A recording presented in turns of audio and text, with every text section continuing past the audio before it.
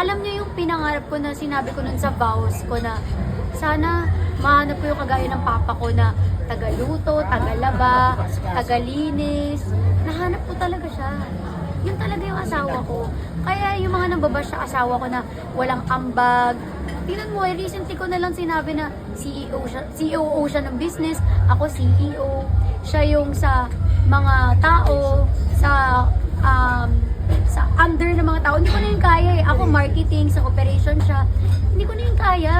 Alam mo kung ako lang, hindi ko naman to kaya eh. At saka siya talaga yung nagpilit sa akin na mag-business. So, syempre, since mag-aasawa na kami noon, syempre part kami dalawa talaga yun.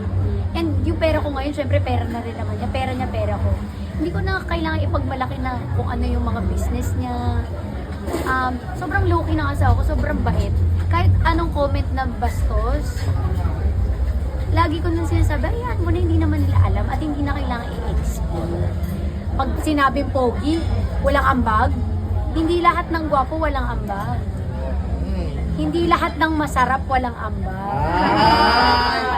Yun ang power song. Totoo yan. At hindi lahat ng gwapo manloloko.